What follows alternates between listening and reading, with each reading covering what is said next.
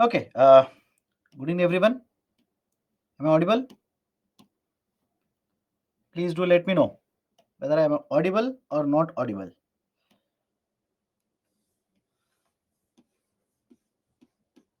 Okay. Can we start now? Can we start? Now, before I go forward, many of you, or let's say a couple of you, had asked me, why is there a need for a inflation? Right? Why should we need inflation? Is there a good situation that we have inflation, or is it bad situation? Please understand, certain amount of inflation is always necessary for the economy. I'll repeat the statement. Certain amount of inflation is always necessary for the economy. For example, even in case of India, why do we say that 4% is okay? I hope you understand. Why 4%? Right? Why not 0%? Why not simply say no inflation at all? Please understand there are certain reasons. One, if 4%, or let's say if there is certain inflation, generally remember this, demand demand is always accompanying inflation. That is, inflation, whenever there is certain amount of inflation in the market, it means that there is certain demand for goods and services in the market. Second, whenever there is inflation in the economy, it is an indicator that people are earning more income. People are earning more and more. Right? Otherwise, let me give a very simple example. Imagine people in India will start losing jobs. One after other, people will be removed from the job. Please tell me, will there be a higher demand for goods and services? Don't you think if more and more people are removed from the job, automatically the demand for goods and services will go down. So it is an indicator that there is some demand in the market. It is also an indicator that people are earning more. Third, third reason why good inflation rate or healthy inflation rate is needed.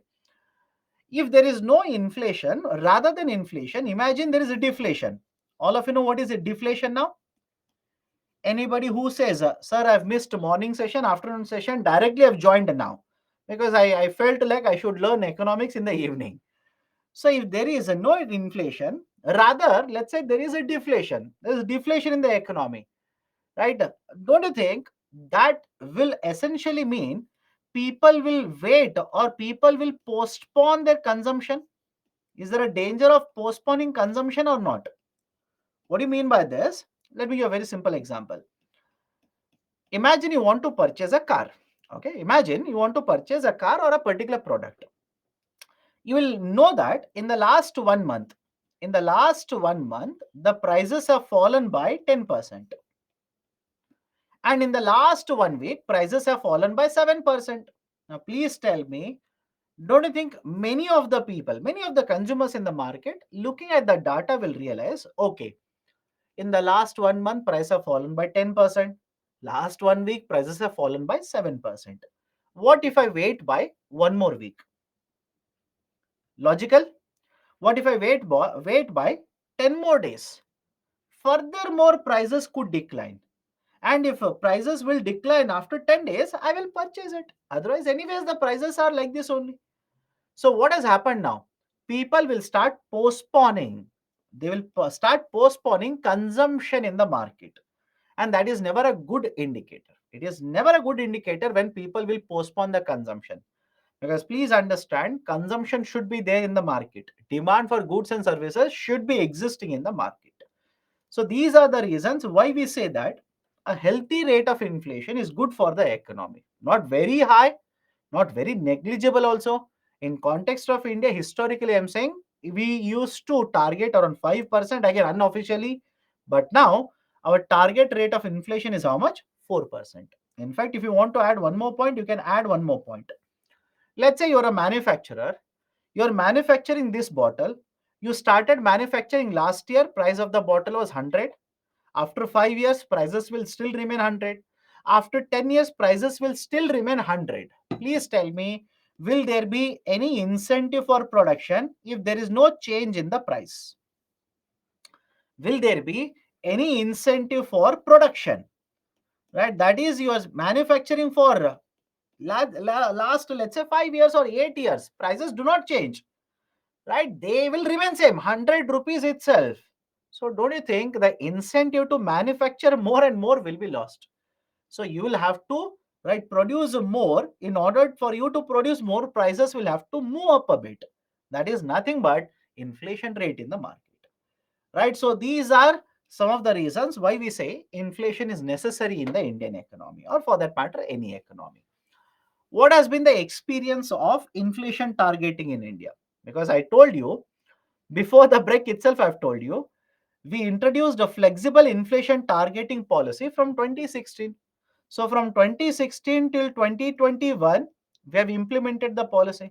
And now we are implementing from 2021 to 2026. So this is a 5-year block. One has been completed. This is another 5-year block which we are implementing now. And for both of them, what is the inflation targeting? 4%.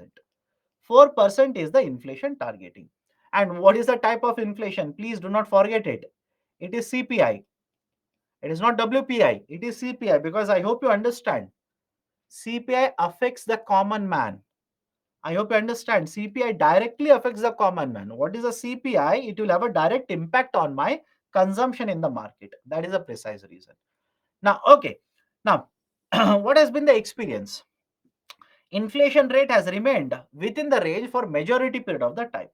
Between 2016 to 2021, inflation for majority period of the time has remained in the range of 2% to 6%. Point number one. Point number two, have a look at this. In recent months, that is 2021, recent months, inflation no doubt has crossed more than 6% many of the months. Right? For example, I told you last year also, although it is 22, 23, I said last year also, inflation was above 6% for a large period of time. But don't you think the rate of inflation which was around, or let's say more than 6%, it is not because of a problem with the policy, but it was because of certain internal and external factors? All of you will agree? Anybody has a problem? Anybody has a doubt regarding this? Please do let me know. Even today, right, let's say we have inflation rate in the domestic market, right? Don't you think it is because of certain factors which are beyond the control of RBI, Reserve Bank of India? Because let me show you a slide here. Let me know. Please look at the slide and tell me, do you think RBI has control over all these factors to control inflation? Think of it and tell me now.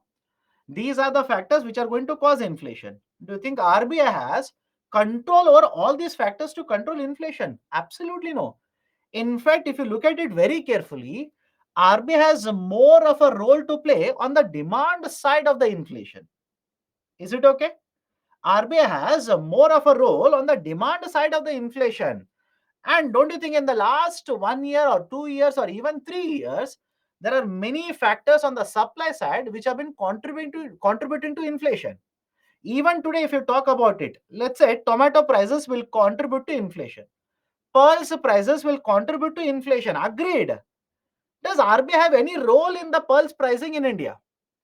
Has RBI any role in promotion of tomato production in India? RBI doesn't have any role there. I hope you understand.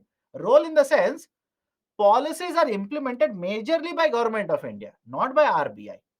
Right? Yes, I know RBI will give loan to banks, banks will give loan to farmer, but that's a very long shot.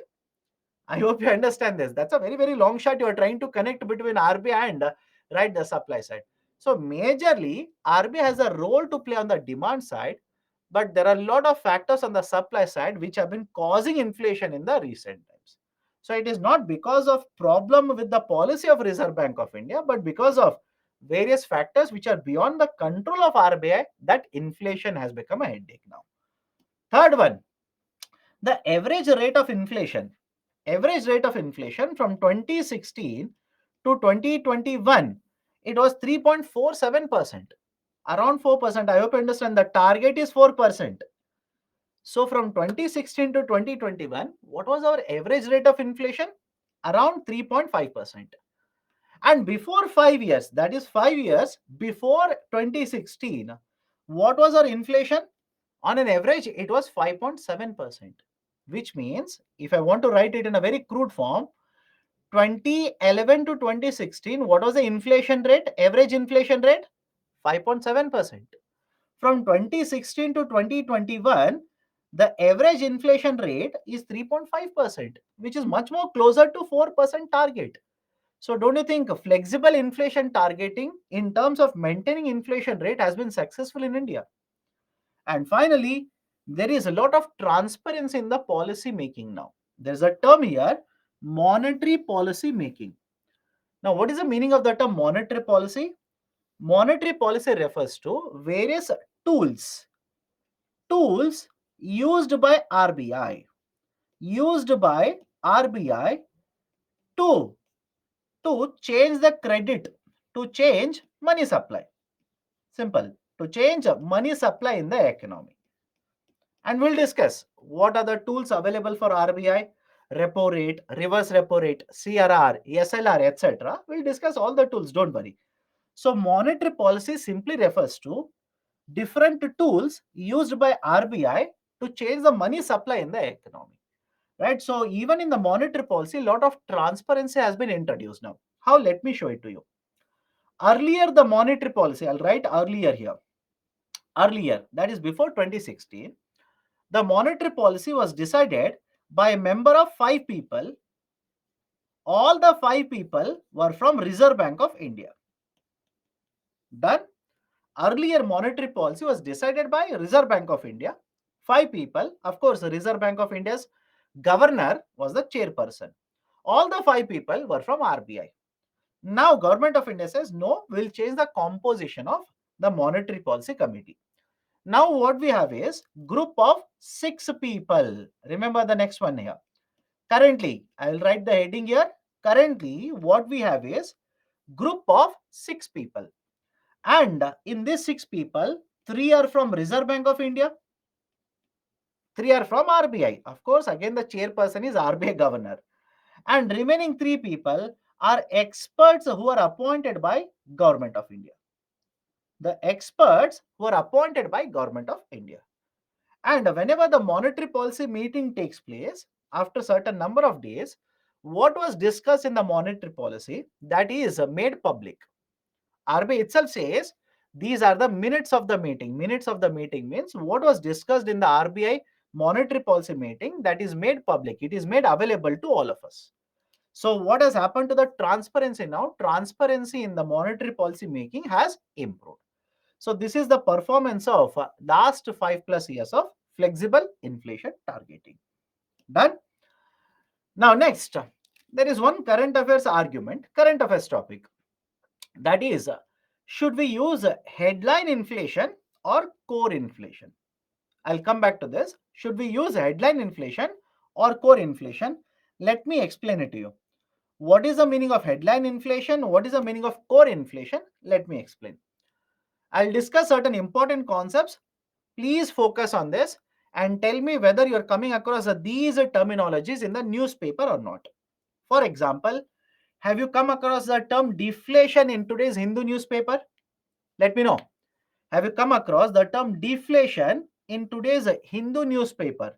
That is, a WPI has been deflating. Deflation means what? Deflation is a negative inflation rate. Deflation is a negative inflation rate. Now, let me give you 2 examples. This is very important, understand. Although I don't expect UPSC and UPSC will not ask you this calculation, but tell me, imagine price levels were 100, price levels will fall down to 90, further will fall down to let's say 80 rupees, and further will fall down to let's say 72 rupees. Can I simply say point number 1, in this example, price levels have contracted. Yes or no? Price levels have contracted. Price levels have not increased. Price levels itself have contracted. That is, for a basket of goods and services, how much money I'm paying, the money that I'm paying, it is actually decreasing. Any problem? This is called as deflation. This is referred to as deflation. Now, why I'm writing all these numbers, there is one more term called as disinflation. And many of the students will get confused between deflation and disinflation. Now, let me write certain set of numbers. Please make an observation. 100 rupees, 110 rupees, 100, right? Let's say 15 rupees, and let's say 118 rupees. Now, please tell me, when you look at these price levels, is there inflation? Focus on the second set of numbers. Focus on this set of numbers. Please participate. I know it is the third session, most grueling, right? And I know you have been sitting from morning 12 o'clock, but please participate. So please make an observation. If you move from the left side to the right side, is there inflation or not? Agreed? Anybody has a problem with this? Price levels have increased.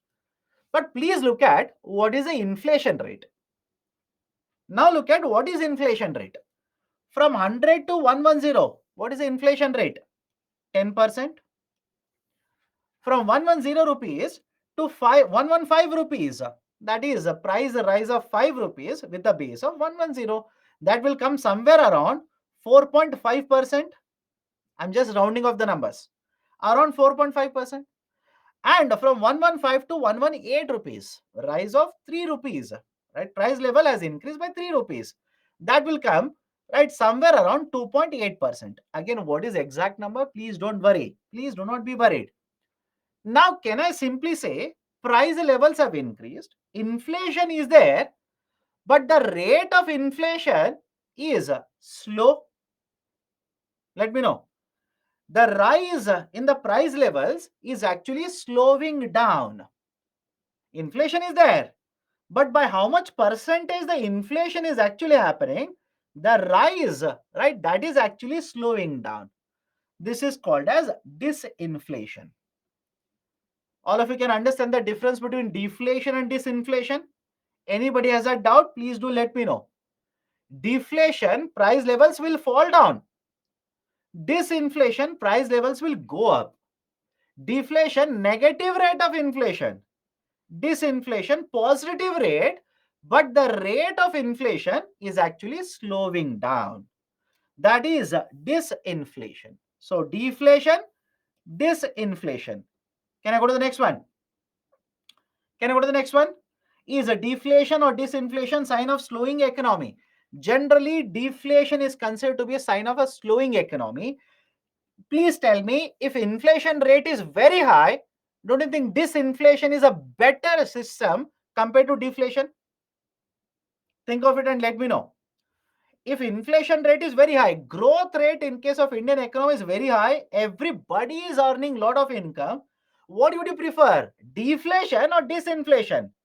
Because if you say deflation is better, sir, my dear, demand is going down. Demand is going down by a very, very large percent. Price levels are dropping, crashing. Production will be very low. Whereas in case of disinflation, price levels are increasing. Price levels are not falling down. Price levels are increasing. What is falling down is percentage change. Percentage change is actually slowing down. Right? So that is the reason generally whenever government of India wants to control inflation, they will try to target disinflation. They do not want deflation. Deflation has more negative connotation. Disinflation means production is also increasing, demand is also there, but the price levels are not increasing by a larger percentage. Agreed? Right? So deflation, disinflation. Next one important, core inflation and headline inflation. Core and headline. Now, what is this core and what is this headline? Let me explain it to you. Please look at what is the prices of tomato today. Again, don't by heart it, not relevant. Can I simply say, if tomato prices will reach, let's say, 250 rupees per kg, overall inflation rate will increase? Any problem in understanding this? If the tomato prices will reach 250 rupees, and at the same point of time, let's say, petrol prices will reach, let's say, 130 rupees per liter. Can I simply say, with the rise in the price of such commodities, overall inflation for the domestic market, again I'm talking about, let's say, CPI, overall inflation will also go up? Any problem in understanding this? But now comes the concerning part. Don't you think tomato prices are volatile in nature? Volatile in the sense, this month prices are very high, after 2 months prices will fall down. Fuel prices, petrol prices are also volatile in nature. The vegetable prices are also volatile. Volatile simply means what? The prices are short lived. I hope you understand the meaning of English term. Volatile simply means prices are not permanent. Tomato prices might have reached 200 rupees per kg, but do you think they will always remain at 200 rupees per kg? Don't you think after a couple of months they might simply crash to 20 rupees per kg? Right? So the prices are very volatile, prices are short lived.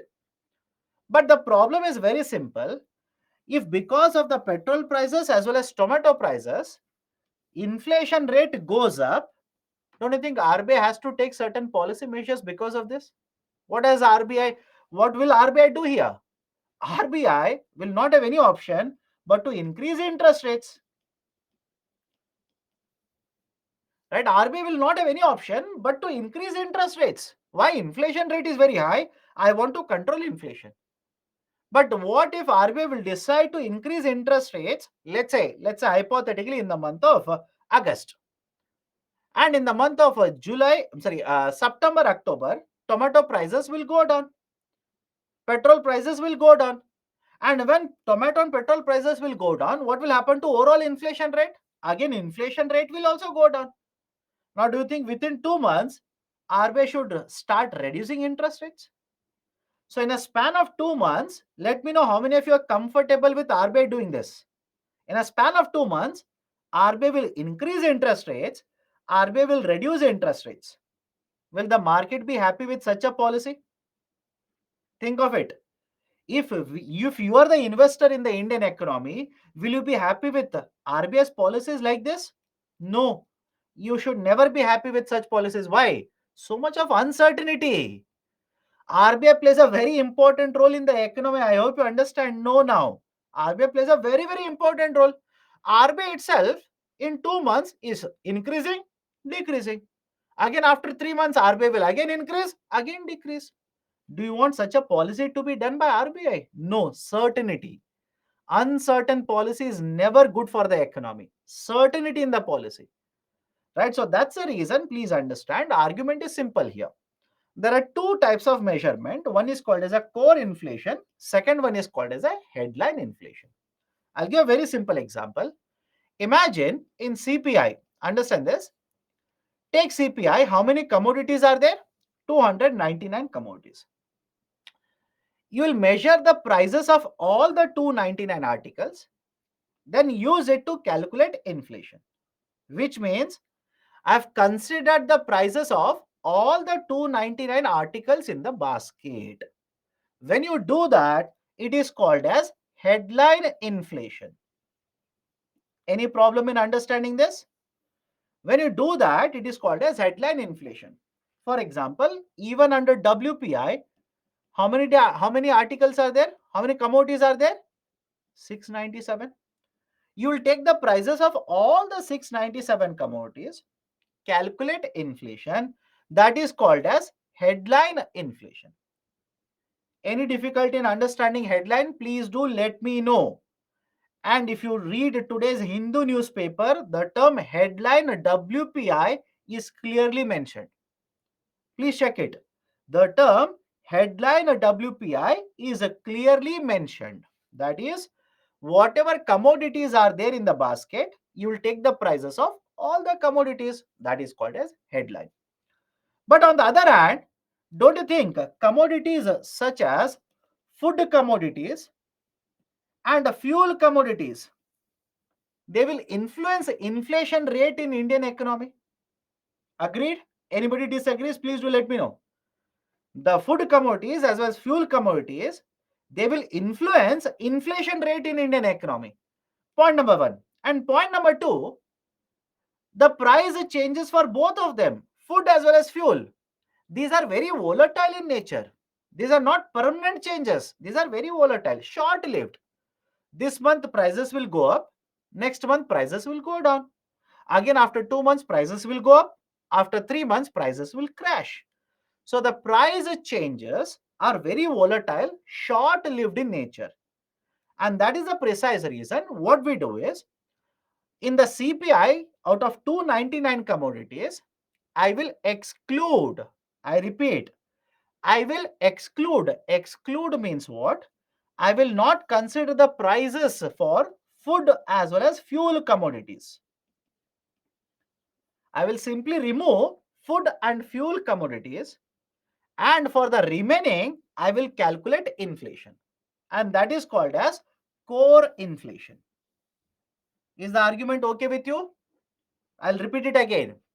Headline means take all the commodities, whichever is there in the commodity. For example, CPI, how many commodities are there in the basket? 299.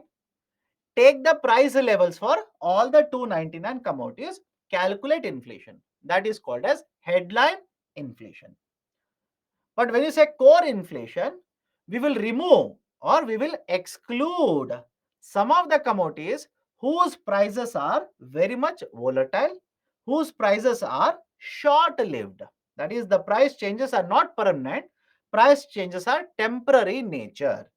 So we will remove them, and for the remaining commodities, we will calculate inflation. That is called as core inflation. Now, please answer to my question, between headline and core, which is a better measure of inflation? Which is going to give you more quality data regarding inflation? Is the logic okay? Between headline and core, don't you think it is the core inflation? Some of you are saying headline. How? Despite telling you the example of tomato, petrol, etc., etc., right? The price of tomato will keep on changing. So today, inflation could be 6%. Tomorrow, when the tomato price will fall down, it will become 5%. But core will not change. Core will remain same or almost same, because tomato is not included in the core inflation. So remember this, it is a core inflation which is a better indicator. Qualitatively, it will give you better indication of inflation compared to headline inflation. And think of it, headline inflation remains almost on the same level, but core inflation keeps on changing, keeps on increasing. Is it not a concerning factor for Reserve Bank of India? I'll repeat the statement.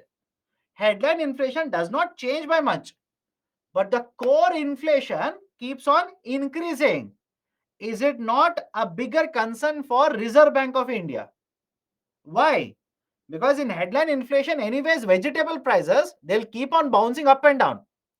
One month very high, another month very low. Another month very high, another month very low. So headline will keep on changing. But if core keeps on increasing consistently, if core inflation keeps on increasing consistently like this, it is always a concern, bigger concern for Reserve Bank of India. Any problem? Can I go forward now? Any problem between core and headline? Can I go forward? Next, concept of inflation tax. Next is the concept of inflation tax. What is this inflation tax? Let me start with a very simple example. Imagine, just imagine you have 100 rupees. Okay? Imagine you have 100 rupees. So what you will do? You will keep that 100 rupee in the form of cash with yourself. Today, right? Today you can go to the market using 100 rupees. You can purchase, let's say, a basket of commodities. Whatever the basket has, don't worry. You will be able to purchase, right? Let's say certain group of commodities from the market. But rather than doing that, what you have done, you have taken that 100 rupee, put it in your pocket, right? Let's say after 1 month, you will go to the market and you want to purchase same basket of goods and services. But now, last month you could purchase this at 100, but after 1 month, what has happened? The price of the basket has become 110 rupees. Please tell me, can I simply say that purchasing power of the cash that you're holding has reduced? Let me know. I'll put it in the form of statement again. Right? The purchasing power of your cash, the cash that you have in your hand, the purchasing power of that cash in a period of 1 month, has it gone down or not? Or else take the best example of tomato prices. Last month you had 100 rupees, you could purchase, let's say, 1 kg of tomato. Today with the same 100 rupees, you'll be able to purchase a half a kg of tomato, which means half of your purchasing power has already gone. All of you will agree with me, at least with this? This should not be very difficult for you to understand. Half of the purchasing power of the cash has gone. This is called as inflation tax. This is referred to as inflation tax. Again, inflation tax means what? Because there is a high rate of inflation, tax means what? They are taking money from you. They are taking away certain money from you. That is the meaning of tax. The inflation, when it is a higher level, it will simply take away some of your purchasing power. The purchasing power of the cash that you have will be taken away, will reduce whenever there is inflation rate in the economy. That is called as inflation tax. Any problem with inflation tax? Next one is stagflation. Next one is the concept of stagflation. Now, what do you mean by stagflation? Stagflation is a combination of two terms, stagnant plus inflation. Stagflation is a combination of two terms here, stagnant plus inflation. But what is stagnant? What is inflation? Let's try and understand. Generally, understand the term generally, that is traditionally, argument is simple. Whenever there is a high growth in the economy, whenever there is high growth in the GDP of economy, it will accompany rise in employment. All of you will agree? Whenever there is a high growth in the GDP growth rate, or GDP keeps on increasing at a very faster pace, employment will also increase. And when employment increases, what will happen to demand for goods and services? Demand for the goods and services will also increase, and this will contribute to inflation in the economy. This will contribute to inflation in the economy, meaning what? GDP growth rate and higher inflation rate both will be there in the economy. Both are going to accompany each other in a country. But on the other hand, there is a concept called as stagflation. Stagflation, that is stagnant plus inflation. It is a situation in the economy where the GDP remains stagnant. GDP does not change. In fact, in many of the cases, GDP will fall rather than increasing. So on one side, you will see GDP remains stagnant, but on the other side, inflation will keep on increasing. In addition to this, even the unemployment rate is very, very high. Even the unemployment rate in the economy is also very high. This situation where GDP remains stagnated, inflation rate is higher, unemployment rate is higher, this is called as stagflation. Any problem with this? And remember the term, the stagflation was one of the concepts that was discussed in the context of Indian economy in the last couple of years. For example, former Prime Minister, Mr. Manmohan Singh, stated that India is actually experiencing stagflation. Rather than saying, right, a former Prime Minister, right, you'll have to give it to the person. The person is also a very good economist, by the way. Right, so the former Prime Minister stated that India is going through stagflation. And if you know what has happened in the last 2 to 2.5 years or 3 years in the Indian economy, have you seen all the three occurring together? Let me know. Have you seen all the three occurring together? That is, if you look at from 2020, what you have seen is GDP growth rate went down. That is, GDP also contracted, growth rate also took a hit. On the other side, unemployment rate, thanks to pandemic, has gone up. And inflation rate, because of higher crude oil prices, because of right, let's say agriculture sector, let's say lower production, etc., the inflation rate also has gone up. So on one side, stagnant growth rate or negative growth. On the other side, higher unemployment as well as higher inflation rate. That is called as stagflation. Any problem here? Any problem in understanding the idea of a stagflation? Please do let me know right now. And let me show you the other side to this. Whenever you talk about stagflation, Please remember this explanation, the idea of a Phillips curve. Both are very closely related, opposite but closely related. Phillips curve says there is an inverse relationship between inflation and unemployment rate. Remember this. Phillips curve says there is an inverse, right, relationship between inflation and unemployment rate. Right? What is this inverse relationship inverse relationship? Let me explain. If you remember earlier, 2 minutes or let's say 5 minutes ago, I had given you a sequence. That is, when the GDP, that is, there is a growth rate in the economy, employment generation is very high. Do you remember this?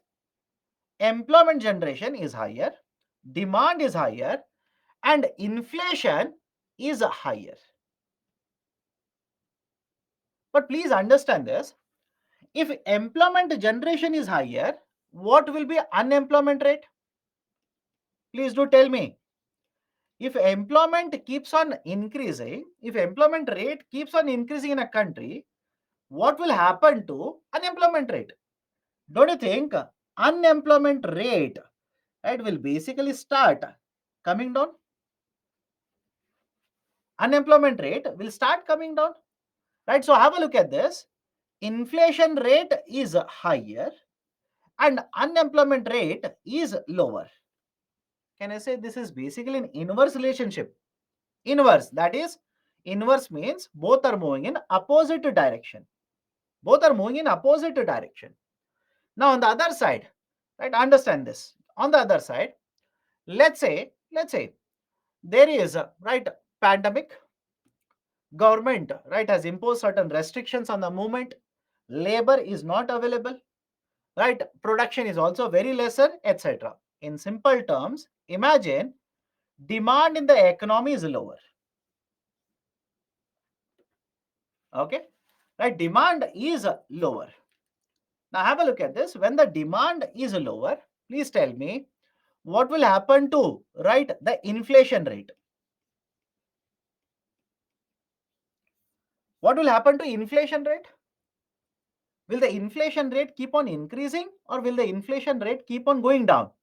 Don't you think that if the demand is lower, inflation rate keeps on going down?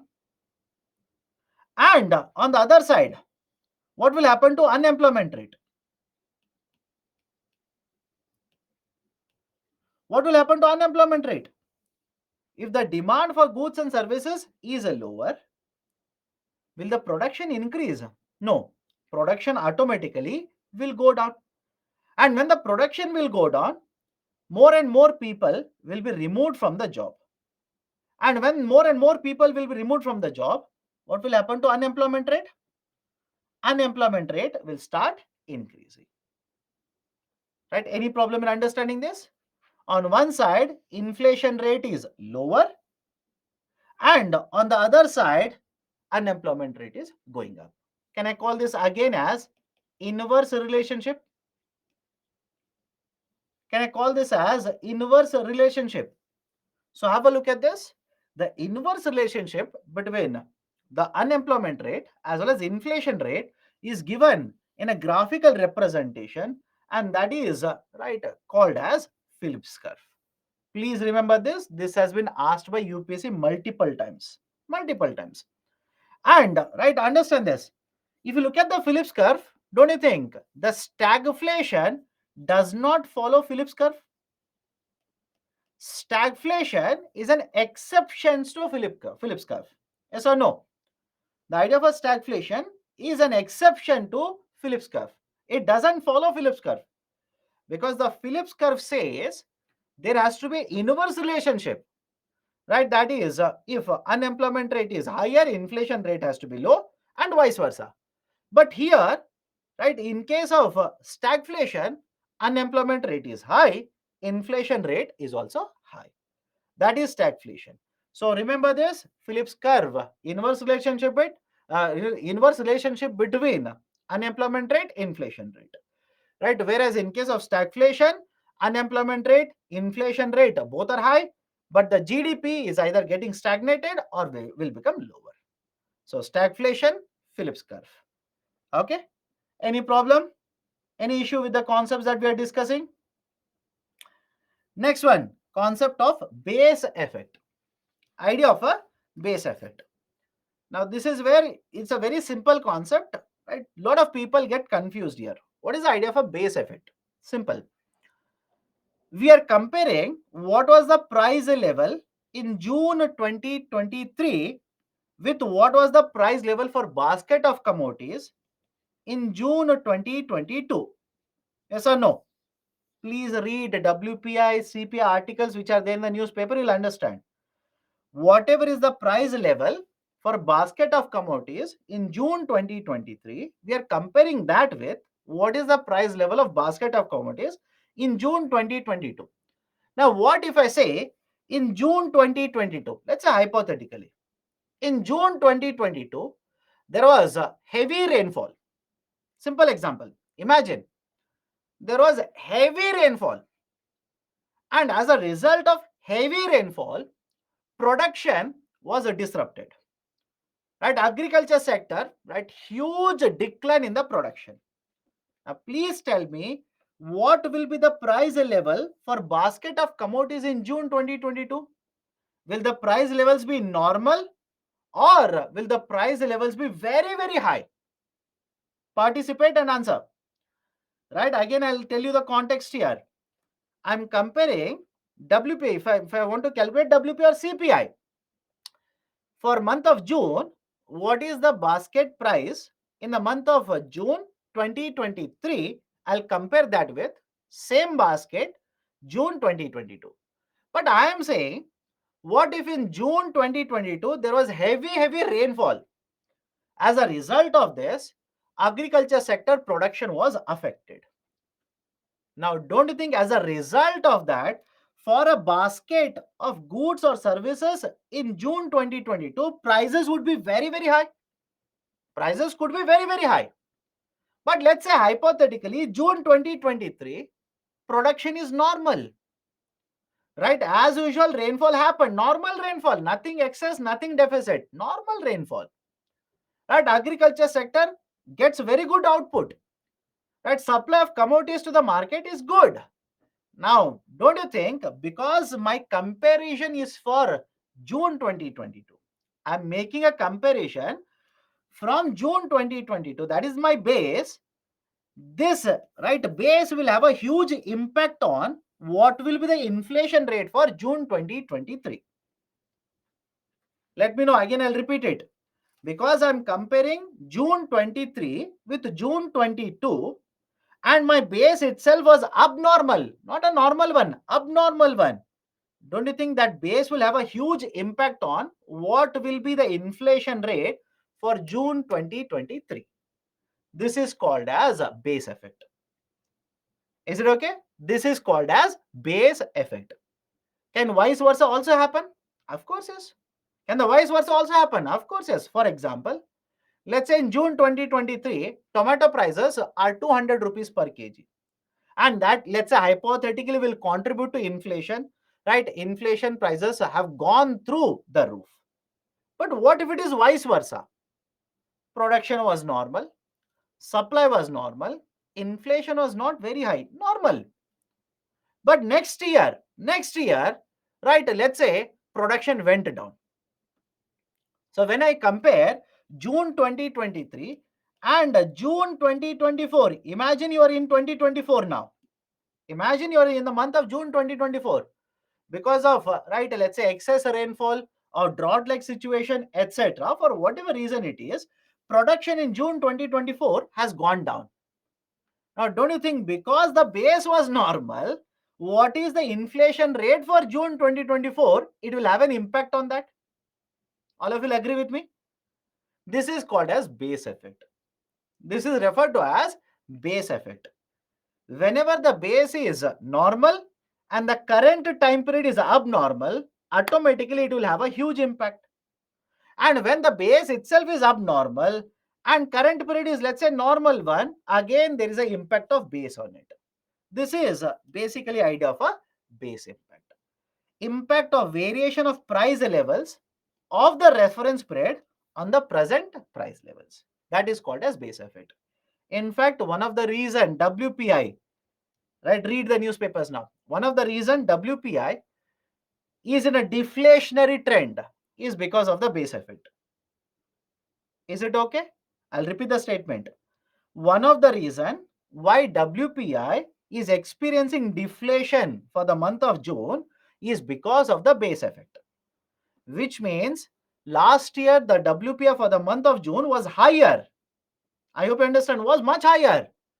But this year, price levels have increased only by, let's say, 2% or 5% compared to last year, June. These are much lower. That is called as base effect. Okay. Next, concept of skewflation. Skewflation simply means skewed inflation. Skewflation simply means a skewed inflation. And what is the meaning of the term skewed? Skewed means uneven. Skewed means uneven inflation rate. Uneven inflation rate. For example, if you basically take, let's say, WPI or let's say CPI, right? I hope remember CPI. In case of CPI, right, we have made the grouping like this. Let me show it to you. Urban, rural, etc. We have made a grouping like this, right? We have food and beverages, pan and tobacco, clothing, right? We have fuel and light, we have housing, we have miscellaneous. What if in food and beverages, right, the price levels have increased by 10%. In pan and tobacco, price levels have fallen by 2%. In case of clothing and footwear, price levels have increased by 1%. In housing, price levels have not at all changed. In fuel and light, again the price levels have increased by 18%. In miscellaneous, price levels have increased by 50%. Now, please tell me, if you look at the different groups like this, that is basically commodities, and you realize inflation rate is uneven. Uneven in the sense some of the commodities are experiencing inflation rate that is also right. Huge difference is there. Some of the commodities are not experiencing any change at all. Some of the commodities price levels rather than increasing, they are falling down. Can I say in this example that I've written here, price level changes are skewed? Let me know. In this example that I've written here, can I simply say the price levels that have changed are skewed or price level changes are uneven? Any difficulty in understanding this? Please do let me know. That is, for some of the commodities, price levels have gone up. For some of the commodities, price levels have not changed. And for some of the commodities, price levels have actually fallen down, contracted. That is uneven changes in the prices. That is skewed inflation. And generally, in the context of India, economic survey says India experiences skewed inflation many points of the time. It's not uniform. You're not experiencing inflation in all the commodities. For some, yes, higher. For some, prices have fallen down. For some, prices are not at all changing. That is basically skewed inflation rate. Okay, so skewflation. And finally, the idea of a reflation. Concept of reflation. What do you mean by reflation? Reflation simply means it refers to the policies of the government to promote recovery in the economy. Please understand, I've written reflation, although under the topic of inflation, please understand it's not inflation per se. Reflation refers to the policies of the government. The policies of the government using which government will promote recovery in the economy. That is called as reflation. Done? Right? So these are certain important concepts. Please go through all of them very carefully. Next one is imported inflation. I'll give a very simple example. The crude oil prices in the international market, crude oil prices will go up. Done? Right? Crude oil prices in the international market will go up.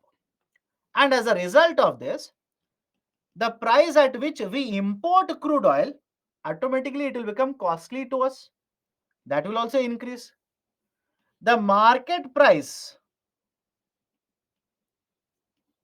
the market price for petrol and diesel will go up. and that will contribute to inflation. This will contribute to inflation.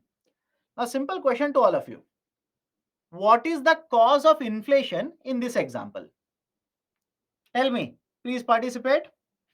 What is the cause of inflation in this example? Can I say the cause of inflation in this example is nothing but imports? Nothing but imports. When the imports will start contributing to inflation in India, it is called as imported inflation. Any difficulty? I'll repeat it again. When the imports will start contributing to inflation in India, it is called as imported inflation. And please remember this, the imported inflation can happen because of two things or combination of two things. One, the prices in the international market will go up. The price itself will increase.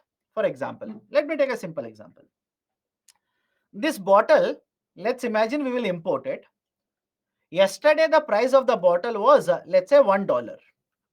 Whatever the exchange rate, don't worry. Assume exchange rate does not change. Okay. Let's say yesterday I imported this bottle at $1. And today I will import this bottle because the price has increased in the market, right? In the international market, the price will go up from $1 to, let's say, $3. So I will pay $3 and import the bottle into India. Can it cause inflation in India? Can it be called as import inflation? Of course, answer is yes. I'll give you a second example. Price of the bottle even today remains the same. Yesterday it was $1. Today it is also $1. But what if I were to say that there is a change in the exchange rate? That is, yesterday to purchase $1, I was supposed to pay 40 rupees. And today to purchase the same dollar, I'm paying 60 rupees. Please tell me, can this also cause imported inflation or not? Let me know.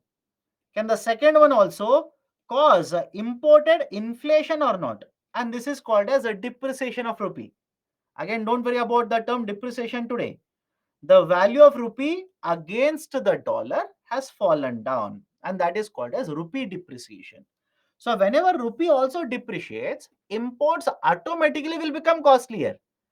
May or may not international prices have changed. Let's assume international prices have not changed.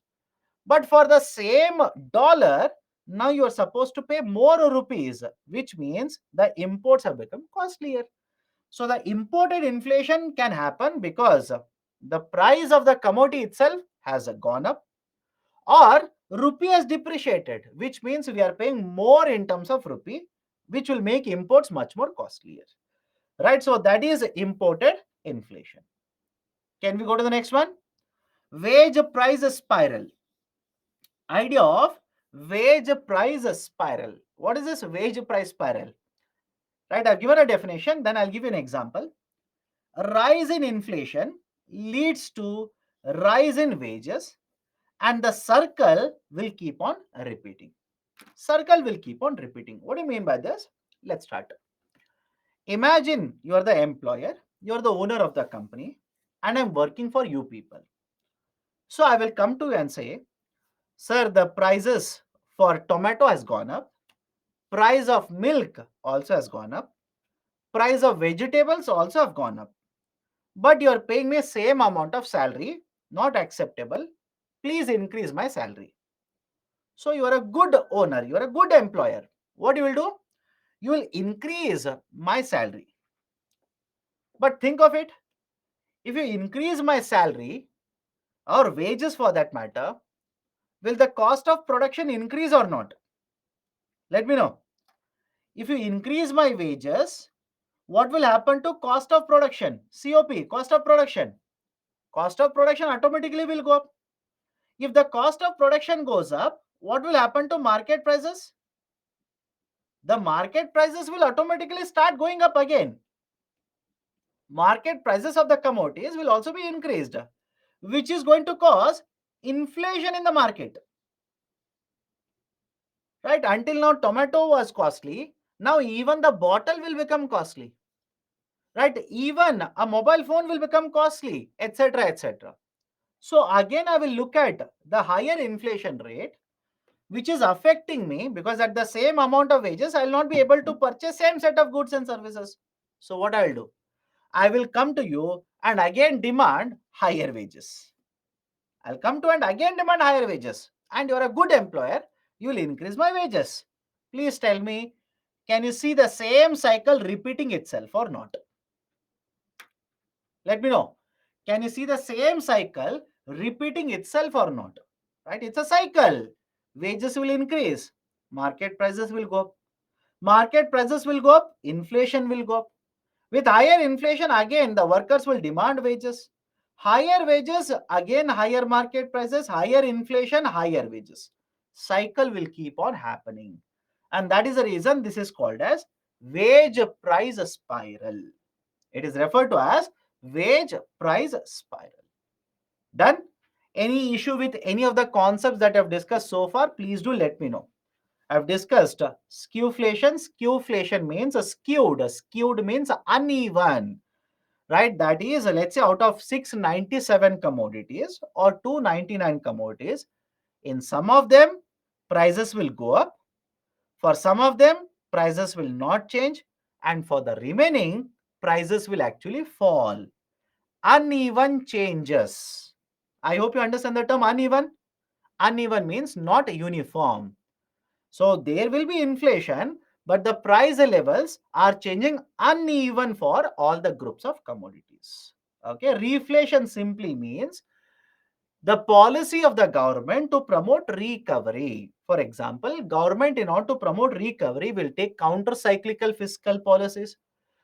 During recession, government will take counter-cyclical fiscal policies. What is the objective there? Objective is to promote recovery in the economy. Those policies which are taken to promote recovery are said to be reflationary fiscal policies. Okay. 50% how from previous slide? My dear, what if prices of education has increased by 50%? I give you an arbitrary number, right? Don't buy out those numbers. What if cost of transportation, which is part of miscellaneous, has increased by 50%? I gave you an arbitrary number. Okay. So these are the various concepts related to inflation. Last concept is the GDP deflator, but before that, I've skipped this. Certain concept we have skipped in between. Let's cover all of them. So if you remember, we discussed the concept of flexible inflation targeting. Correct? We have discussed the concept of flexible inflation targeting. And in flexible inflation targeting, we said inflation target given to RBI is 4%. Point number one, 4%. What type of inflation? CPI, not WPI, CPI. And this 4%, it is headline CPI, not core CPI. It is headline CPI. Now, there was a discussion. Should RBI take 4% target for core CPI or should RBI continue with 4% headline CPI? There was, right, pros and cons, right, in favor of headline, in favor of core, etc. Suddenly UPSC can ask you, right, compare and contrast, right? What is the use of going with headline CPI rather than core CPI, despite saying openly that core CPI is a better indicator compared to headline? Now have a look at this. Right, what are the points in favor of headline? What are the points in favor of core inflation? Let's go one by one. Point number one, from 2016 to 2021, from 2016 to 2021, we already have implemented flexible inflation targeting. And I hope you remember this. Do you remember the fact? For 5 years, inflation rate in India averaged around 3.47%. From 2016 to 2021, inflation averaged 3.47%, which is a very moderate rate of inflation. Not very high, not very low. And the inflation that we took as a target from 2016 to 2021 is a headline inflation only. We took a headline CPI as a target and we have implemented policies. Now, please tell me, if I say that for 5 years, average rate of inflation is 3.4%, can I say the policy is successful? We have been able to achieve whatever we were set out to achieve using flexible inflation targeting. So argument is simple. We have been able to achieve the target. We are successful in maintaining inflation rate using headline inflation itself. So why should we change the policy? Why, right, should we change the policy? Done. That is the first argument. Argument number 2. The prices of fuel and power, fuel and, right, food commodities, right, prices of fuel and food commodities will contribute to inflation. We know that, right? And if you want to move from headline to core, we are going to remove fuel and, right, food commodities. We will exclude them and calculate inflation for the remaining commodities, and that is called as core. But tell me, don't you think the prices of fuel and food will affect the common man to a very great extent? Let me know. Don't you think prices of fuel and food commodities will affect the common man to a greater extent? We know prices are not stable, prices are volatile. We all know all of it. But don't you think because these will affect the common man the most, whatever policy is done by Reserve Bank of India should include changes in the prices of both food and fuel commodities?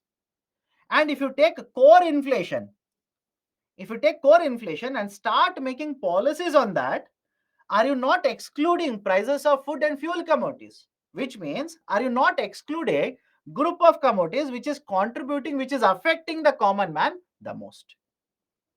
Right? That is basically the argument here.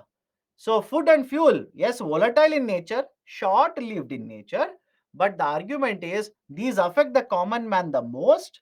Hence, whatever policy you make should be based on the inflation rate, which includes food and fuel commodities. Right? So these are some of the very important reasons why RBI has basically stuck to using headline inflation itself. These are the reasons why RBI says I will continue to take headline CPI 4% to make policy changes. But on the other side, I don't think there is an argument in favor of core inflation as well. That is, if you take food and fuel commodities, prices are very volatile. Inflation in 1 month could be 6%, another month could be 7%, third month could become 8%. And if inflation becomes so high, because of food and fuel commodities, RBI will increase interest rate, which will have an impact on growth potential of Indian economy.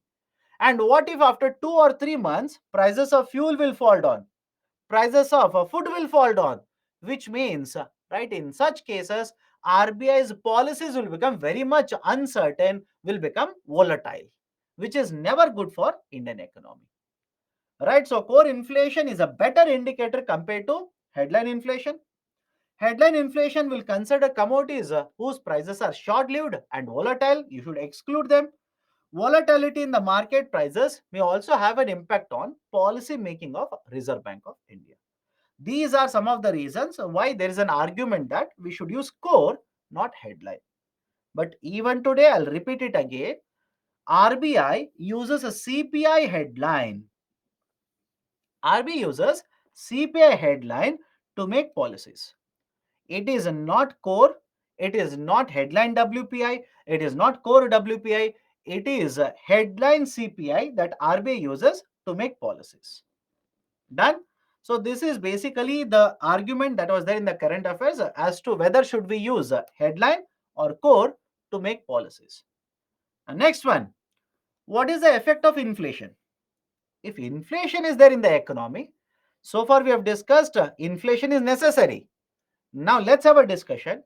If there is inflation in the economy, What is the effect of it? What is the problem if there is a higher rate of inflation? First one, it will reduce the purchasing power of consumers in the market. Anybody has a problem with number one, please do let me know. It will reduce the purchasing power of consumers in the market. Best example is, right, whatever money you have, if the tomato prices will keep on increasing, will you be able to purchase the same quantity of tomato after 1 month? No. Are you able to purchase today the same quantity of tomato that you were able to purchase last month? Again, answer is no. So purchasing power of customers or the buyers in the market will keep on declining with a higher rate of inflation. Right? Done. Second one, it will reduce real rate of returns. It will reduce real rate of returns. What do you mean by real rate of returns? Let me start with the example here. Do not by heart the calculation. Calculation is not necessary here. Understand the logic. Imagine you have 50,000 rupees. Okay, you earn 50,000 rupees. And what you do is, in order to take care of your expenses, etc., etc., what you will do is, you will take 50,000 rupees and right keep this 50,000 rupees in a bank. Right, you will keep it in a bank in the form of fixed deposit. And the bank says, I will give you 5% rate of interest per year. 5% rate of interest per year, which means after 1 year, the 50,000 rupees that you have kept after 1 year, right, basically will get you interest of how much? 2,500 rupees. So let's say on the 1st of January 2023, you kept 50,000 rupees in the bank. And the 1st of January 2024, how much money will the bank give you? It will give you 50,000 rupees, that's the principal amount, and 2,500 rupees, that is the interest amount, which is nothing but 52,500 rupees. 52,500 rupees will be given to you. Okay, that is with interest, this is the amount which is given to you. But what if I say in the same time period, that is between 1st of January 2023 to 1st of January 2024, inflation rate is 7%. Inflation rate is 7%, meaning what? Whatever goods and services you were able to purchase at 50,000 rupees on the 1st of January 2023, now after 1 year, same set of goods and services, if you want to purchase from the market, now the price will be how much? 53,500 rupees. So far, any problem? Let me know. So far, any problem here? Right? I have not yet told you what is real rate of returns, etc. So far, any problem? I've given you two, right? Let's say calculations. One, monthly you need 50,000 rupees to spend, and what you have done is 50,000 rupees you have kept it in the bank, and bank will give you 5% rate of interest. That is point number one. Point number two, the 50,000 rupees that you require to spend 1 month, expenditure for 1 month, the basket of goods and services after 1 year has become 53,500 rupees. Right? These are the 2 points. Now, please tell me, on paper, you have earned how much rate of interest? According to you, how much is the rate of interest that you have earned? 5%. But don't you think when the inflation is greater than your rate of interest, I repeat, when the inflation is greater than the rate of interest that you are earning, after that time period, even with that interest, you will not have sufficient amount to purchase same set of goods and services. Any difficulty? I'll repeat it again. If I were to say, for the time period where you have earned interest rate, for the same time period, if the inflation rate is higher compared to your interest rate, it simply means you will not have sufficient amount of money, including interest, for that time period to purchase same set of goods and services after the tenure is over. Which means on the 1st of January 2024, you will get the money 52,500 rupees. You want to purchase the same set of goods and services from the market. Will you be able to do that? Let me know. Will you be able to do that? Will you be able to purchase the same set of goods and services which you were able to purchase back on the 1st of January 2023? Answer is no. Which means, despite earning certain interest, now from your pocket you will have to take 1,000 rupees in order to purchase the same set of goods and services after 1 year. So again, don't by heart the calculation. Is the logic okay if I say whatever is your returns, whatever percentage interest you are earning, part of this interest will be taken away by inflation rate? Let me know. I'll repeat it again. Whatever interest you are earning, whether you are investing in a fixed deposit, whether you are keeping money in a bank deposit, whether you are investing in mutual funds, whatever your investment is and whatever your interest earning is it okay if I say part of that interest will be taken away, will be snatched away because of inflation? Any problem with this? For example, I'm pretty sure a lot of you who are salaried people will have your money kept in the SB account, savings bank account. Yes or no? A lot of you people would have kept your money in the savings bank account. And how much is the interest rate which is provided by the savings bank account? 4%. 4%. 4% is provided by most of the public sector banks. And how much has been the inflation rate in the last 1 year? 6%. Look at it. Please look at it. Right? Your money, your hard earned money that you have kept in a savings bank account will fetch you 4%. But the inflation rate in the last 1 year has averaged 6%. Meaning what? On paper, you have earned interest, no doubt. If you keep 100 rupee, bank has given you 4 rupees extra interest. Enjoy. But even with that 4 rupees, will you be able to purchase same set of goods and services in India? Not possible. That amount has already gone down. Right? The interest that you're actually earning is minus 2% in this example. Is it okay? The interest rate that you're earning is minus 2% in reality. Right? If you want to have a positive earnings, in fact this is negative. If you want to earn positive earnings, right, your returns will have to be more than inflation rate. Right? For example, in many of the banks they offer interest rate of 6% on savings bank account. They offer around 7% or 7.5% on fixed deposits. Right? You will get better returns in many of the other instruments in the market, right, much higher than inflation rate compared to your savings bank returns. This is called as real rate of returns. Any difficulty in understanding this? Real rate of returns simply means how much is your actual earnings after adjusting for inflation. How much is your interest earning once you adjust for inflation? That is called as real rate of returns. Can we go forward? Right. So first one, it will reduce your purchasing power. Second, it will reduce your real rate of returns. Many of people do not understand how inflation works. They'll keep on keeping money in their savings bank account without realizing inflation rate is 6% and their actual rate of returns is 2%. That is minus 2%, by the way. Third one, exports. Inflation will also have a huge impact on exports. Right? How? Please understand this carefully. Let's start with a very simple example. Imagine you're manufacturing this bottle at 100 rupee and you're exporting to USA.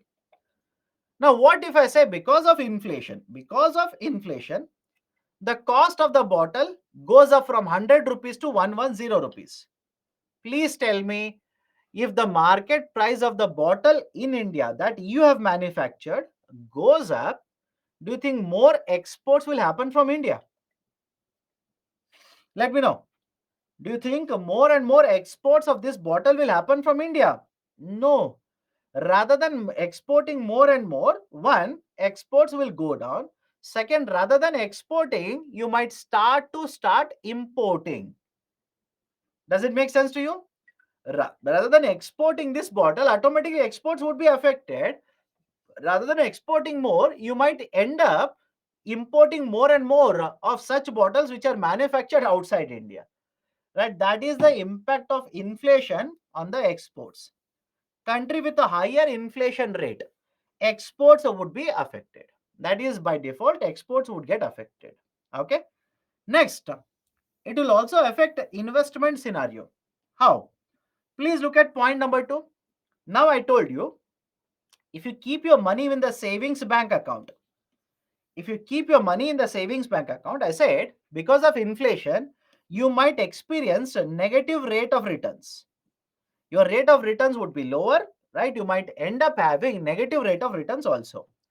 Now, don't you think a large number of you, or at least some of you, after having realized this, will change your investment strategy?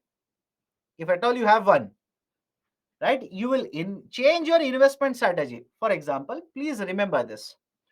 It is always better to invest in gold rather than keeping your money in the savings bank account. And the reason is simple. Gold is always considered to be a better investment when inflation rate is higher, because the gold prices always keep on increasing. All of you will agree with me? Gold prices will always keep on increasing. And when I say will always keep on increasing, do not look at the gold prices for 2 days. Do not look at the gold prices for 5 days. Look at the gold prices for 3 years. Look at the gold prices for 5 years. Look at the gold prices for 10 years. Always long duration, because from one day to another day there will be volatility.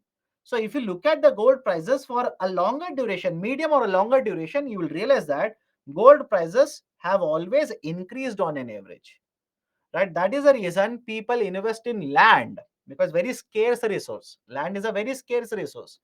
Prices of land keep on multiplying many of the times. People invest in gold. Investors prefer to purchase gold. Even RBI has been purchasing gold. In fact, I'll give you an article regarding that after a couple of days. Don't worry. Which articles have shown that RBI, because the inflation rate is very high, has been purchasing, accumulating lot of gold, because gold is always a much better investment when the inflation rate is very high. But at the end of all of this story, is it okay if I say wherever inflation rate is very high, it will have an impact on investment done by individuals, or right, let's say investors in the market? Is the logic okay? It will also have an impact on investment scenario in any economy. People, rather than keeping money in SB account, might start investing in gold. Rather than investing in right any of the bank instrument, they will start investing on land. So investment situation will also change. Right. So these are certain effects of inflation rate. Okay. These are certain problems with a higher inflation rate. The next one is, how do you control inflation then? Inflation is a problem, right? Whenever inflation goes beyond certain, let's say, number, 7%, 8%, 9%, etc., how do you control inflation? These are some of the measures. One, RBI can control inflation by reducing money supply. Agreed? It should be very straightforward to you. RBI can control inflation if they reduce money supply. Second, if again government expenditure is contributing to inflation, government can also cut down its expenditure, reduce money supply, help in controlling inflation. Government can increase the tax rates to control inflation. Right? Households should be promoted to save more and more rather than demanding more and more.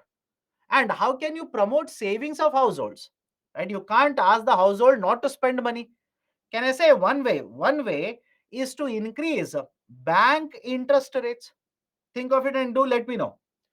One way to increase more and more savings of households rather than consuming, rather than expenditure, is to increase bank savings bank account rates or bank FD rates. Done? For example, right, again, many people will do this despite knowing inflation will eat away their interest. Right? A lot of people, especially in your houses only, you must have heard of your parents saying, why are you wasting money by spending money in the market, or why are you purchasing this, etc., etc.? Take your money, keep a fixed deposit. After 1 year you will get sufficient amount of money. So argument is simple.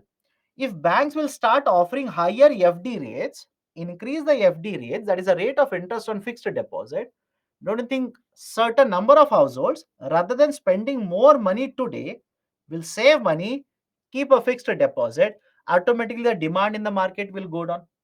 Any problem with point number 4? Please do let me know.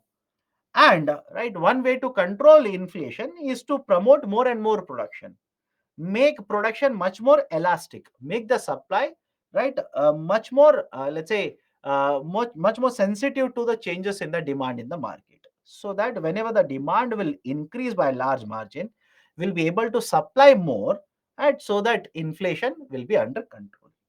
Then so these are some of the ways through which you can control inflation in the domestic market. So these are the various concepts, right? If anybody has any kind of a doubt, please do let me know. Because the last one concept that is left out for the day is the idea of base year. Base year, GDP deflator, normal GDP, right, or nominal GDP, the GDP at a constant prices, etc., etc. We'll discuss that now. But before that, anybody has a doubt, please do let me know. Huh? Anybody has a doubt?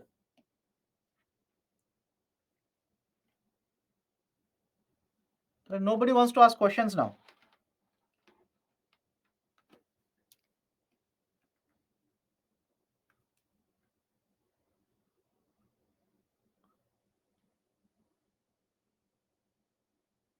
Sachin, I've made a call.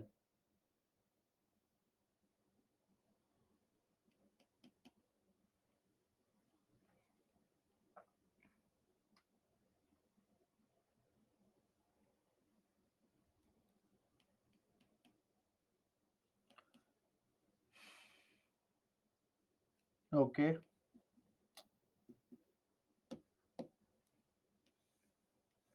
Anybody has a doubt regarding what we have discussed?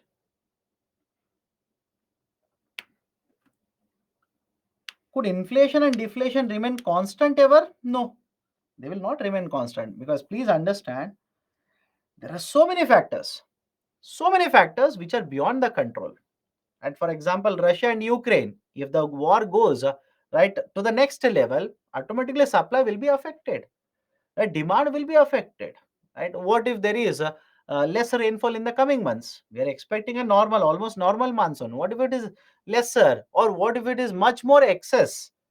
Right? Don't you think that that will have a huge impact on how much production will happen, how much supply will happen, etc., etc. Okay.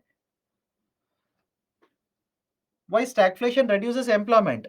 Now, please tell me, in the last 2 years, right? In the last 2 years, when let's say the demand was a lesser, what do you think has happened to unemployment rate? Right? What has happened to the unemployment rate? Has unemployment rate not increased? So during stagflation, generally what you will see is from the supply side, there are various factors. For example, I'll give a very simple situation. Imagine whether this is possible, whether this will lead to stagflation or not. Please do let me know. If prices of petrol and diesel will keep on increasing beyond control, we are importing it, it goes beyond control. So please tell me, will it cause inflation on one side? Yes or no? Will it cause inflation? Yes.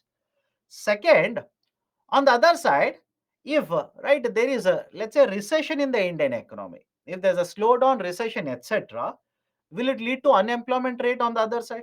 And in fact, there is a danger, right? In fact, there are various articles which have connected very high oil prices in India might cause stagflation. It might cause a slowdown in the domestic market, because production will be affected. All the manufacturers will not be able to afford such a high fuel prices. They'll not be able to produce same quantity.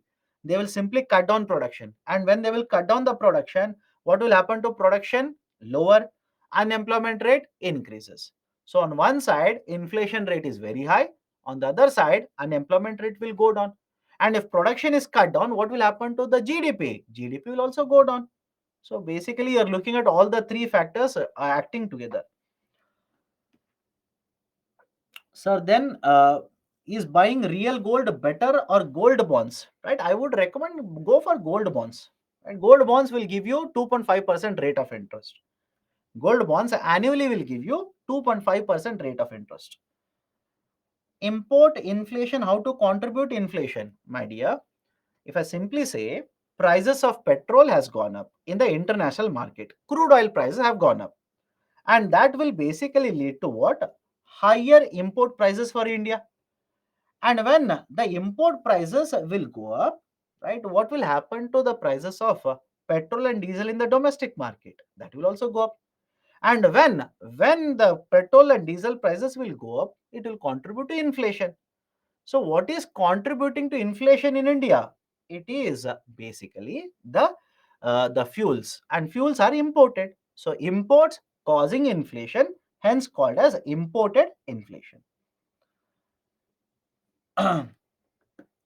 Will import duty affect inflation? If import duties are higher, if it is increased, automatically the cost of the imports will increase, cost of production might increase, and that can contribute to inflation. It's like saying, will GST contribute to inflation? Will taxes add to the inflation? Of course, yes. Import tax is also a tax only. Why central government has fixed inflation target? The argument is simple. What should RBI do? When should RBI decide to focus on inflation? When should RBI focus on growth? So if there is no fixed parameter, if there is no number for RBI to use it as a reference, then RBI can choose and make its own policies irrespective whether government wants it or not. That is a precise reason. Just to put all the things in perspective, RBI says whenever inflation rate is around 4%, I will target growth. If inflation goes up to 7%, 8%, my highest level is 6%, so I will have to target inflation. So the policies can be made much more transparent. Base effect simply means we are comparing June month with June month, June 22, June 23. If June 22 had experienced, let's say, a lot of rainfall, production would be lower, market prices would be higher. So as a result of that, when I compare those price levels with June of 2023, automatically higher price levels will have an impact on inflation rate for June 2023. Right? Same thing can be said even for the context of GDP. Don't you think what was the growth or what was the GDP for 2020? When we made a comparison to the GDP of 2021, there will be a base effect. Think of this and answer. I'm asking a question now. What was the GDP for 2020? Will it not have a huge impact on GDP growth rate for financial year 2021? Answer is simply yes. Why? In 2020 we experienced, right, let's say a slowdown. We experienced a recession thanks to pandemic. And as a result of that, GDP for 2020 went down. But for 2021, right, even if you have a normal GDP, because you are comparing that against a contraction, automatically GDP growth rate will become very high. That is basically the concept of base effect. Okay. Capital gains are not included in NI. What are these? Again, let me discuss capital gains later. Right? We'll discuss the idea of capital gains tomorrow. Taxation. In taxation, we'll discuss that. Okay. Let me go ahead now. Let me go ahead. Nominal GDP and real GDP. Okay. Nominal GDP and real GDP. Now, what is this nominal GDP and real GDP? Simple. Yesterday, I think I've told you this. I'm sorry. Today, in the first session, I think I've told you this. Nominal GDP and real GDP is also referred to as GDP at current market prices, GDP at constant market prices. Meaning what? If you take the current market price and calculate GDP, that is called as a nominal GDP. Any difficulty, please do let me know.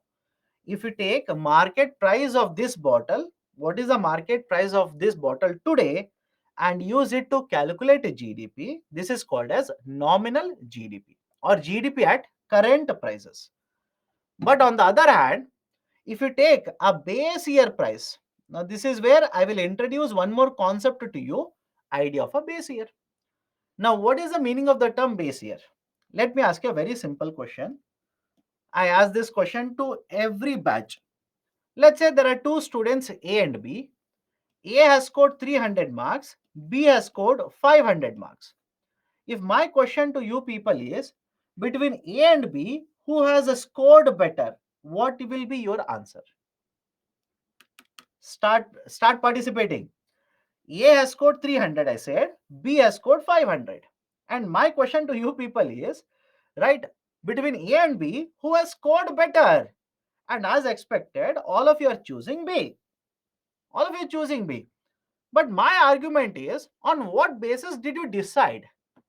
What if I were to say A has appeared in the exam, A has appeared in the exam where A has scored 300 out of 500 marks and B has scored 500 marks out of 1000 marks. So what has happened now? What has happened? Now you will make a conclusion, sir, A is better then. Which means, again, just a trick question, which means basically argument is you will have to have a base for making a comparison. You will have to have certain base, that is a denominator, to make a comparison against. Now let me ask you one more question. I'll say GDP for financial year 23 is 100 crore rupees. Simple question to you. Okay. GDP for financial year 23 is 100 crore rupees. Now please make a conclusion whether this GDP number, is it good? Is it bad? Right? Is it excellent number, etc.? Tell me what is your conclusion. Let me know. Only one data point. GDP for financial year 23 is 100 crore. That's it. You tell me whether this GDP number, is it good or bad. Now, don't you think in that case, you will ask me, sir, you want me to give a conclusion, but I should have something to compare. Is it okay?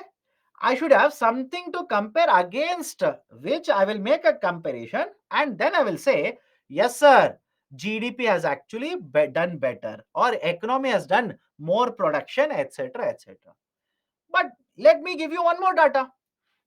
What if I say GDP for financial year 22 was, right, let's say 90 crore rupees. GDP for financial year 22 was 90 crore. And 23, it is 100 crore. Many of you will jump and say, sir, it has increased by 11%. But what if I say this increase in 11%, that is the increase in the market price, is only because of inflation? Don't you think that is a concern here? If I want to put it in a very, very simple way, forget about crore rupees, 90 rupees and 100 rupees. Imagine only one bottle was produced in India. Only one bottle, no other final good. Last year, the price of the bottle was 90 rupees. That will become GDP for last year.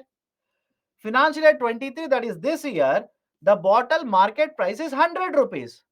So last year, the GDP was 90. This year, it is 100. But please tell me, last year also one bottle was manufactured. This year also only one bottle manufactured.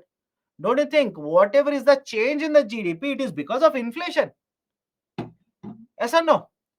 Don't you think that is because of inflation? Again, the answer is yes. Because of inflation, the GDP numbers will be different. Can you make a comparison even now? Right? Without adjusting for inflation, can you compare GDP for FY22 and GDP for FY23 without removing inflation from the equation? No, you cannot make a comparison. But now the next question will arise. What if I want to compare between GDP of financial year 22 with GDP of financial year 23 with GDP of financial year 21? Then what would be my base? What should be the standard that I'm going to use against which I'll make a comparison? And that is the reason we introduce a concept of base year. Is it okay? This is the precise reason why there is a concept of base year. In GDP, you will come across base year. In inflation, base year. IIP, base year. Near and rear, base year. Wherever you want to make a comparison, you generally come across a concept of base year. Now, let me ask a very simple question. Let me ask a very simple question. How many of you think that financial year 20 and 21 can be used as a base year? Let me know. How many of you are under the belief that financial year 20 and 21 can be used as a base year? And again, last 15 minutes are there. Please participate. Last 15 minutes. Be happy in another 15 minutes. It will be over for you. This Saturday's class will be over for you. Okay. Now coming back to the question here. Can you use financial year 20 and 21 as a base year? Answer is no. Answer is no. In that case, can you use even 21 and 22? Again, answer is no. Why? We were in 1 year, there was pandemic. In next year, we were recovering from the pandemic, which means whatever was the situation in the economy was not a normal situation. Unemployment rate was very high, inflation rate was very high, GDP had contracted, we experienced a recession, then we started experiencing recovery. Can you call these years as normal years?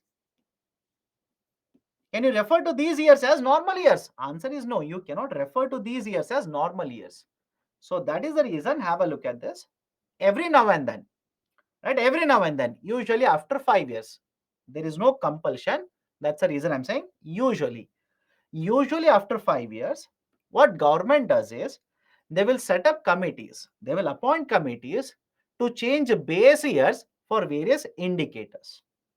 For example, do you remember in the previous session I gave you name of a committee for WPI? I hope you know that, right? Ramesh Chand committee. So what government does is every now and then, right? Again, generally underline that.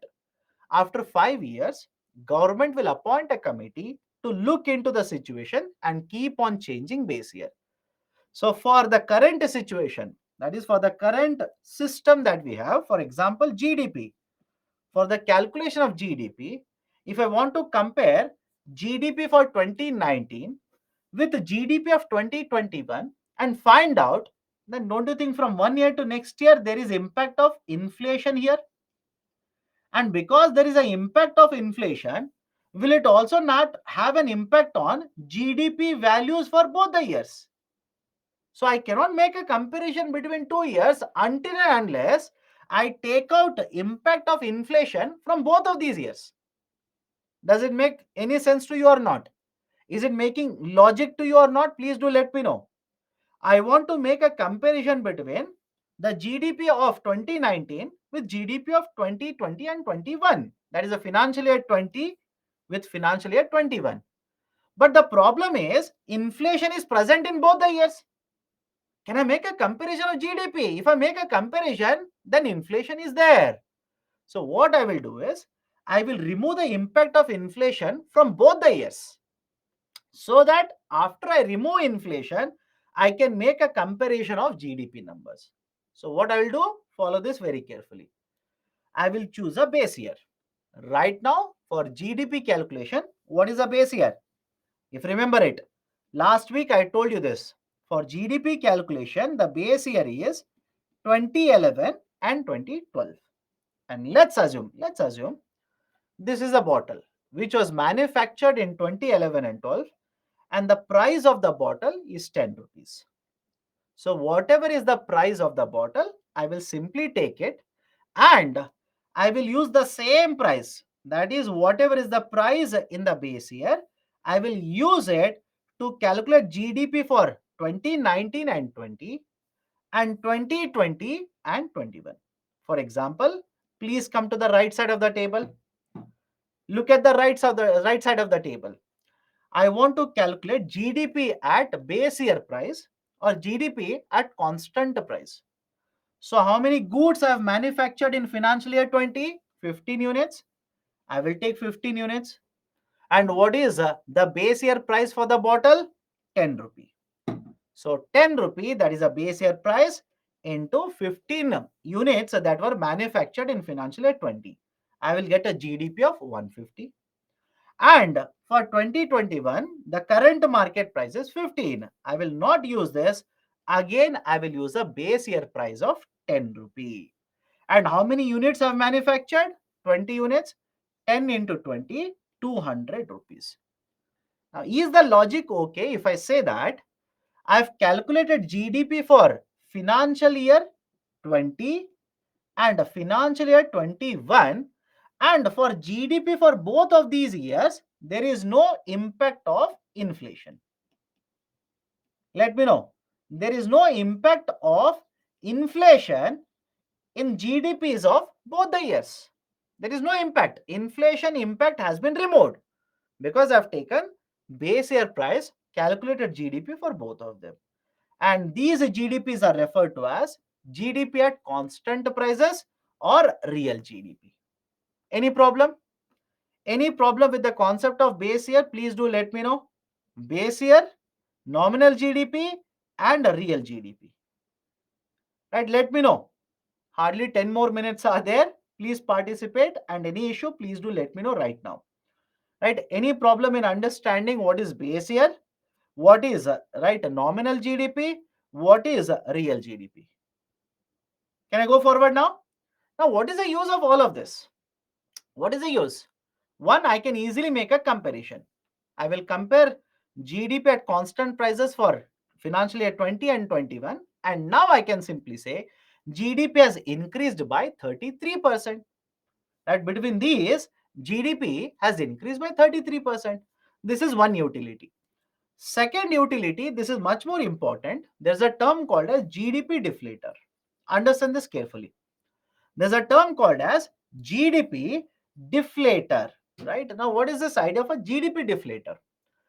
GDP deflator is the most comprehensive measure of inflation in the economy.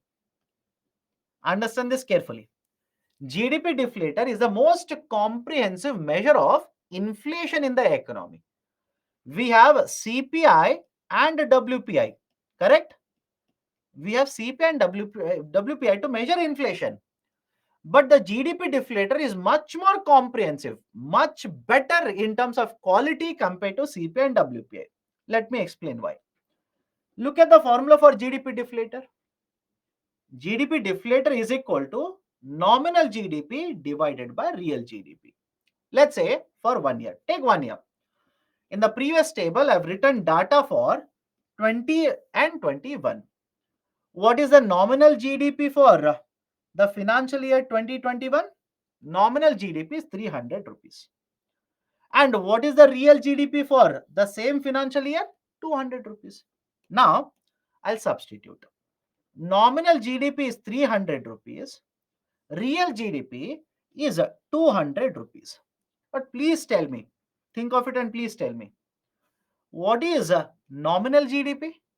Nominal GDP represents the market price of all the final goods and services, all the final goods and services which are produced in India in one financial year, right? Taking the current market price. And what is the real GDP? It represents market price of all the final goods and services which are produced in a territory, that is, let's say in India, but taking base year price. That is, if you remember the number, in the base year the price was 10 rupee, and in the current year the price was 15 rupee. Now, can I simply say the comparison, that is the ratio of nominal GDP by real GDP, represents by how much percentage the price levels have increased between base year to the current year? I'll repeat the statement. Let me know. Think of it and let me know. The ratio of nominal GDP by real GDP, what does it represent? It represents by how much percentage price levels have increased between the base year to the current year. Because when I calculate real GDP, what prices will I take? I will take base year prices. And when I'm calculating nominal GDP, what prices will I take? I will take current market prices. So you are finding a ratio between the current market prices divided by the base year market prices, which means from the base year, by how much percentage the price levels have increased in the economy, is it not an indicator of it? For example, here 300 divided by 200, right? You will get 1.5. All of you will agree, you will get 1.5. Or I can write it as 150%. But what is the meaning of it? What is the meaning of it? Right? The ratio is 1.5 or 150%. What is the meaning of it? The meaning is, compared to the base year, in the current year, price levels have increased by 50%. I'll repeat it again. 1.5 simply means, or 150% simply means, compared to base year, in the current year, the price levels have increased by 50%. That is the meaning. And now tell me, don't you think because GDP includes all the final goods and services which are manufactured in India, which are produced in India. Compared to CPI or WPI, don't you think GDP deflator is much more comprehensive indicator? Let me know. Last question to all of you. Right? You're looking at a GDP deflator on one side and CPI and WPI on the other side. CPI includes a 299, WPI includes a 697, but GDP deflator includes what? All the final goods and services produced in India. So don't you think if GDP deflator says price levels have increased by 50%, this is a much better indicator of what is the inflation in the domestic market compared to CPI and WPI? Answer is yes. But now the question again is, in that case, why not use GDP deflator? Why do we keep on running behind CPI and WPI to make our policies? Why not use GDP deflator? Answer is very simple. Do we calculate GDP monthly? Right, let me know. Do we calculate GDP monthly? No. We'll calculate it quarterly. And if you can calculate GDP quarterly, can I also say that GDP deflator, which is again published by the same authority, MOSPI, Ministry of Statistics and Program Implementation, where National Statistical Office is present. So if you're going to calculate GDP quarterly, can I also say GDP deflator is also available quarterly. So now you want to make policies based on comprehensive inflation in the domestic market, but for that you'll have to wait 3 months. Right? Don't you think policy making will be delayed? Don't you think because of this, you're going to implement policies after a lot of gap in the system? And that is the precise reason, right? Though GDP deflator is a much better indicator, it's a much better indicator qualitatively. Even though we have it, we use right a CPI for policy making. We also track a WPI because it is published on monthly basis. It is published on monthly basis. CPI and WPI are published for every month, whereas GDP deflator once every quarter. Right? So GDP deflator is referred to as implicit price deflator. It is used to adjust for inflation. The ratio provides information about what extent GDP has increased because of changes in the price levels, because of inflation in the market. Right here, coverage of goods as well as services is much more comprehensive because all the final goods and services which are produced in India will be covered in the calculation of GDP. Done? So this is a discussion regarding the concept of GDP deflator. Right? Can we stop the discussion now? If there are any questions, please do let me know. Right? Because it's the end of the chapter, by the way. If you're going to ask me, sir, why did you stop? Right? Basically, it is the end of the chapter. Next questions are there, which we can pick up and discuss tomorrow. Don't worry, we'll discuss the questions as well as we'll take up the next chapter, that is taxation, tomorrow as well. Can't we calculate GDP on monthly basis? No. My dear, GDP calculation for a quarter itself is a much bigger headache. It's a very complicated process. We have understood in a simplified version, but it's not that easy. It's a very complicated process. So monthly calculation of GDP is not possible, especially for a country such as India. Okay. Why in particular 2011 and 12? Like I said, for every year we will keep on identifying whether this year, right, do we have the data for this year, right? Is there higher volatility in the market, etc., etc. So there are various factors. Volatilities in the market should be very low, right? The data should be available for that particular year, etc. And that is a precise reason for GDP calculation. We simply say, okay, 2011 and 12, we have a very good data. Volatilities were much lower. It is very nearer to a normal year. Hence, we have chosen 2011 and 12. Okay. Is nominal GDP greater than real GDP? Not necessarily. What if there's a deflation? Please do let me know. Rather than inflation, what if there's a deflation? Right? So different situations you could be, but normally yes. Normally yes. It has to happen, by the way. If you want to show that over a period of time from 2011 to 2020, right, the GDP has increased, it also means the production should have increased. I hope you understand. Do you think production will remain constant That is, quantity of goods that you have produced should remain constant in a decade. No, production should keep on increasing. Okay. Uh,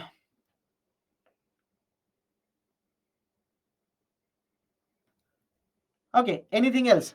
Anybody has a question? Please do let me know. Otherwise, we can stop the discussion for today. Tomorrow, we can start with taxation. Right? We'll also solve the questions regarding inflation. Please do not be worried about it. No questions from your side? Sir, only one question. When do we stop the discussion? Right? We are hungry. We are fed up with economics. We want to eat and sleep. Right? What will you do? You'll eat and sleep today. Tomorrow morning, 10 o'clock, again, I'll be there right in front of your eyes. Okay. When we don't include volatile products in core, then why it increases? My dear, if you include food and fuel articles, what if the prices of other articles, which are stable in nature, will they start increasing? Can it happen? What about those articles apart from food and fuel, which are considered to be stable, stable in the terms pricing?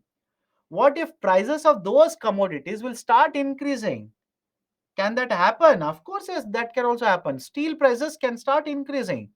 And if steel prices will start increasing, that's a bigger concern for the economy. Okay. Done? Anything else? Which page number I should read? My dear, I cannot tell you the page number. I can tell you the chapters. Chapters are also titled inflation only. Chapter is also titled inflation. Okay. Any other questions? Any other question? I've activated the call also, call feature. If you have a question, you can give me a call now. It's already activated for last 5 minutes. Nobody wants to ask questions. So much fed up. Okay.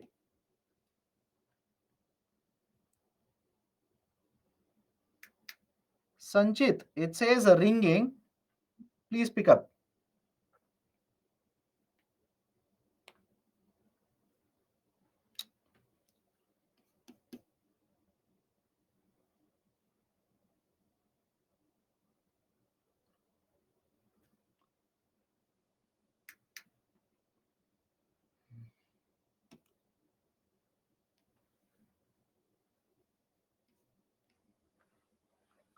Okay. I don't know what is happening. Okay.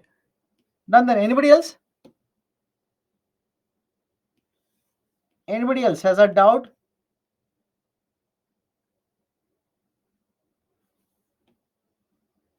Okay then. Let's stop the discussion today. Right? Tomorrow we'll meet. 10 a.m. sharp. Tomorrow morning we'll start the discussion on taxation. So take care. See you tomorrow morning. Good night.